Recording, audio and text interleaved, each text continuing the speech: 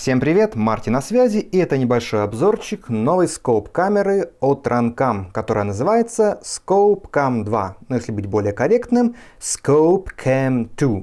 Недавно мне ее прислали, точнее говоря, вот эту камеру мне прислали только сегодня, 25 мм объектив, а вот эту с 40 мм объективом мне прислали примерно месяц назад. Я успел ее хорошо протестировать и погонять на парочке игр.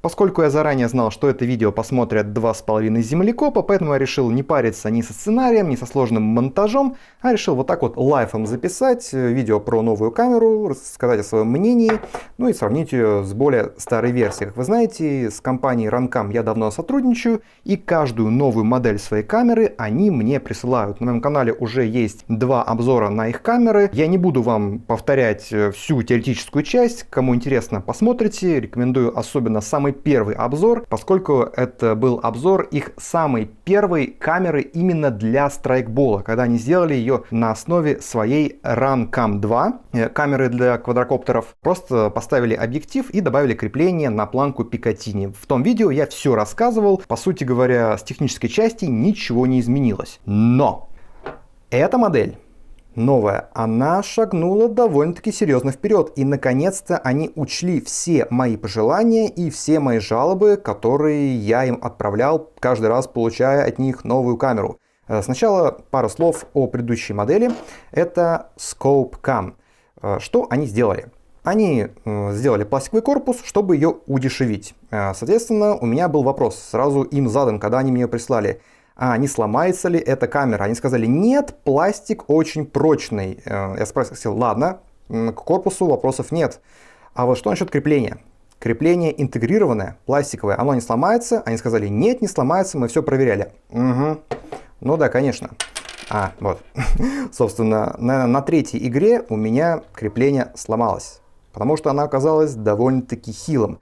Ну, причина поломки была в первую очередь потому, что она у меня была установлена на моем ауге, а там, если вы не в курсе, не планка Picatinny стоит, а планка Viver. И приходится очень сильно все это натягивать, подтачивать, и вот из-за этого она сильно перетянул, где-то немножко ударил, и у меня крепление сломалось. Поэтому я считаю, что вот предыдущая версия Scope Cam была довольно-таки неудачной. Ну, в техническом плане она такая же, как и предыдущие, брак случался, к сожалению. У некоторых людей камеры висли. В частности, вот у меня 4К камера, она сильно перегревалась.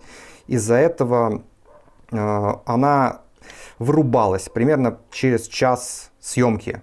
То есть на нескольких играх у меня, к сожалению, эта камера меня подвела. Зимой она работала отлично в прохладную погоду, но стоило мне поиграть в жаркую погоду, как она у меня вырубалась буквально через час игры, и потом после очередного включения она буквально 1-2 минуты работала и снова вырубалась.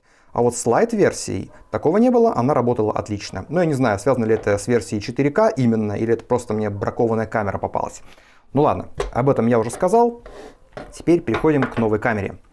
Что могу сказать? Основная ее фишка в том, что в нее засунули офигенно емкий аккумулятор.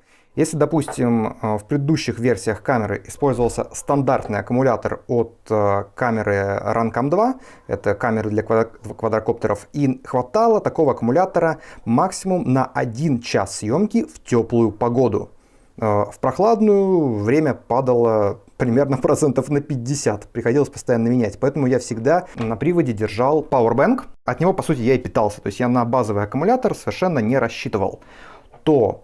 В новой камере аккумулятор очень емкий, он интегрированный, его нельзя поменять, но его хватает на 3,5 часа. То есть производитель заявил, что в инструкции, что аккумулятора хватает на 3,5 часа. Я проверил, да, хватает ровно на 3,5 часа в теплую погоду, то есть в комнатной температуре. Отлично. Я уже отыграл пару игр в такой температуре где-то +1, +5 градусов вполне хватает. То есть на стандартную пострелушку, даже небольшую игру на 3-3,5 часа хватает базового аккумулятора, Powerbank не нужен. Я считаю, это огромный шаг вперед. То есть эта камера наконец-то стала автономной. При этом по габаритам она не особенно-то изменилась. И по высоте она абсолютно такая же, как и предыдущие версии. То есть она не будет вам перекрывать прицел.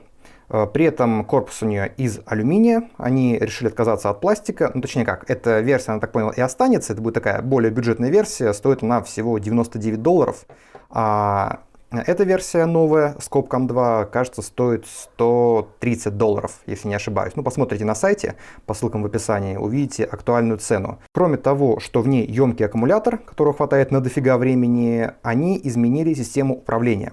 Если раньше, как все камеры, они не изменялись, вы должны были зажать кнопку, она у вас пропикала и начала снимать. Еще раз зажали. Вот так. То есть она была со звуковым сигналом. Тут все сделали по-другому. Кнопки теперь нет, которая может сломаться. Кстати говоря, эти кнопки иногда у людей ломались, когда по ним попадала пулька, там внизу такой микрик, и ломалась, короче, кнопка, или если сильно нажать. Здесь они сделали такой типа слайд. Нажимаем. Да. Теперь нет никакого звукового сигнала, теперь внутри камеры сигналом является вибрация. При этом, вот сейчас вы услышали, потому что лежала на деревянном столе.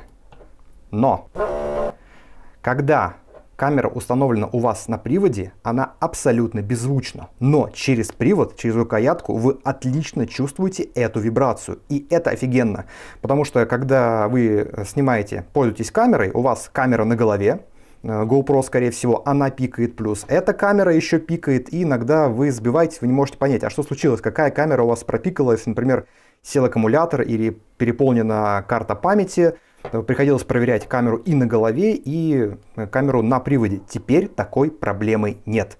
То есть вы почувствовали вибрацию, все, вы понимаете, что просигнализировала эта камера. Либо вы ее когда включаете, либо когда выключаете, либо когда у нее разряжается батарея.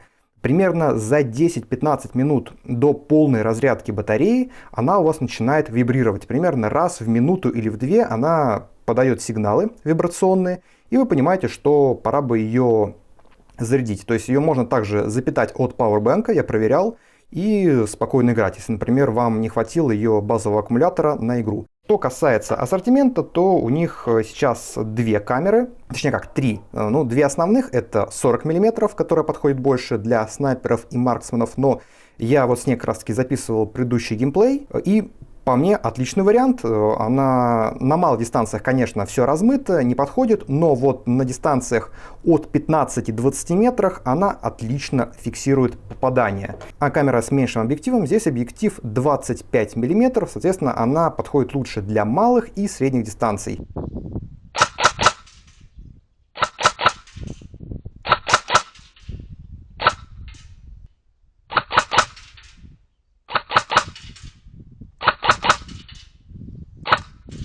Я считаю, что компания Runcam совершила большой шаг вперед. Рад, что они прислушиваются к моим жалобам и к жалобам других пользователей, которые, кстати говоря, регулярно им отправляю. И в этом плане я уважаю компанию Runcam за то, что они общаются со своими пользователями и интересуются их мнением. То есть они действительно своим продуктом ориентируются на страйкбольный рынок. На этом все. Ссылки на камеры, как всегда, в описании к видео. Поддержите видео лайком. Надеюсь, оно было вам полезно и интересно. Всем пока!